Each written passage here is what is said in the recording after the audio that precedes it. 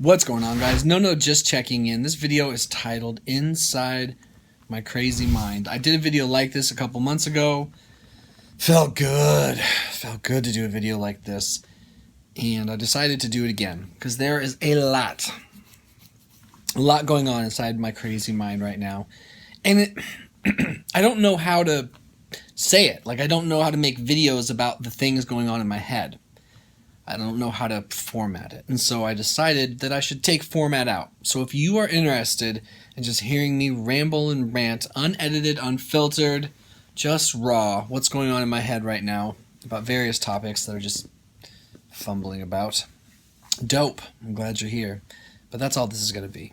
That's all it's going to be. And I think I'm going to make it a reoccurring series because it's good for me. It just feels good to do it. And I guess I'm selfish that way. First, inside my crazy mind, something that's been going on like crazy, just eating me alive. It's a religious topic. I purposely avoid talking about religion on this channel because I don't want anything to separate me from anyone who happens to benefit from this channel.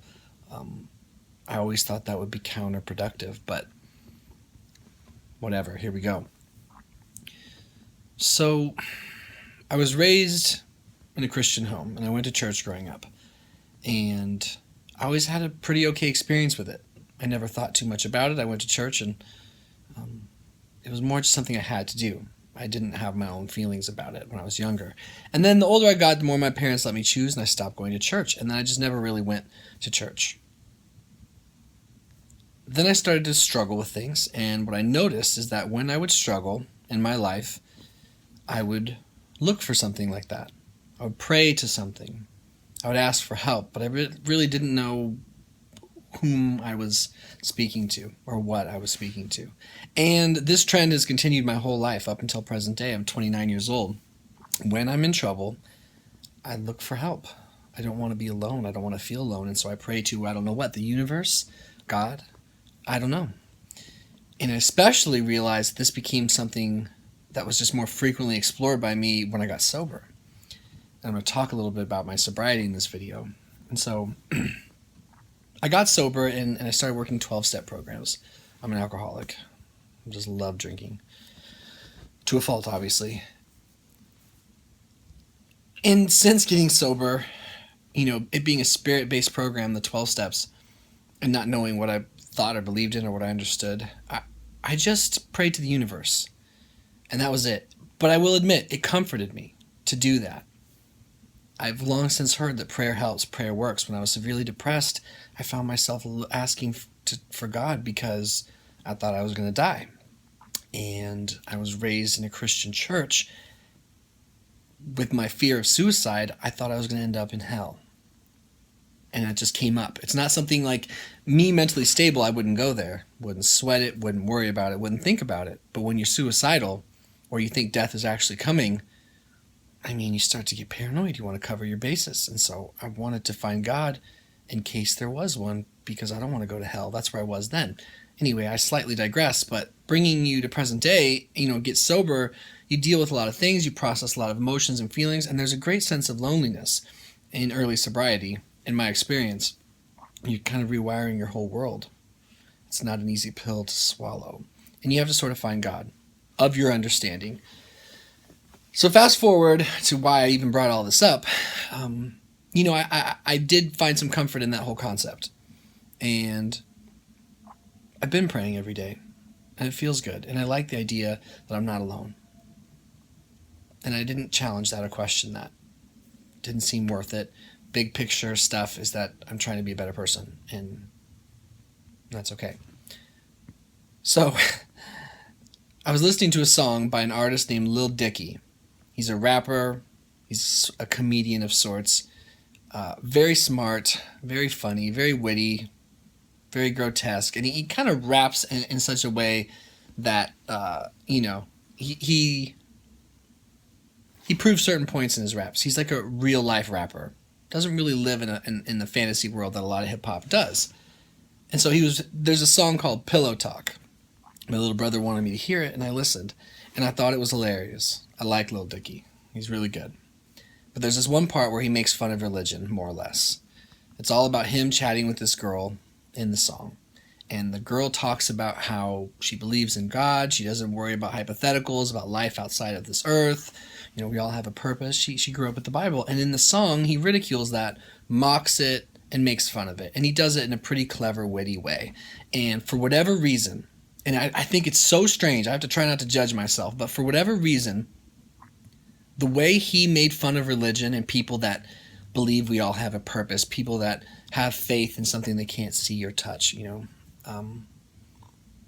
the way he made fun of it was so well done that it made me feel insecure about praying. It made me feel insecure about that pursuit. And I don't know why. So if your first inclination now, if you're a faith-based person, is to say, why would you feel insecure? I don't know why. And so I can't answer that for you. But it made me feel worse. And I thought about it. And I couldn't decide if I was upset that I was questioning this faith that I'm so raw in. I couldn't decide if I was upset at him for being so convincingly snarky and just kind of hard on religion. That's been one of those internal struggles, the logic-based, science-based thinking and the faith-based thinking. And I hate trying to sort it out. I'm just one small little person. It's too much for me to wrap my head around. Here's what I will say, though. Since listening to that song, my depressions felt worse. My anxieties felt worse. My cravings to get drunk have gone up. And I'm not putting that all on Little Dicky. I'm a grown-ass man. And I'm not saying that it was directly that song. It could be purely coincidental. But I've just felt worse and I've been obsessing over it. And so I have this knot in my chest and I feel it. I feel like, once again, it's hard to breathe. I feel short of breath and I feel plugged up and just uncomfortable in my head for like a week. And I can't stop thinking about it. It just feels bad. So that's going on in my crazy mind.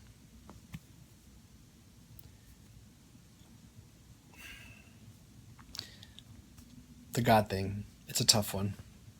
I really hope that this doesn't divide us. Whomever watches this video or pays attention to my channel from time to time, I hope you don't let this divide us. It doesn't need to. It's just something I'm exploring, and I don't care what you believe in the sense that it makes me think different of you. I think we're all different. I think we all have to find our way in this world, and I'm trying to find mine when it comes to the God thing. I know the idea of there being a God watching over me brings me a great deal of comfort. It makes me feel like I don't have to take everything on myself. I can turn it over. And I like that whole concept, turning over my will, which tends to run riot, to an all-loving, all-knowing power. But then my ego and my logic feel silly for even saying that, because what does that even mean? And so the two are conflicting. And maybe this internal struggle with this topic, maybe it's healthy, maybe it's good, but it's uncomfortable. Now, the other thing bouncing around my head, I've been having a lot of relapse dreams. I told you guys that I got sober in June of 2014, or in 2016, knock on wood, one day at a time. I'm coming up on 2 years, but I don't feel very locked into my sobriety.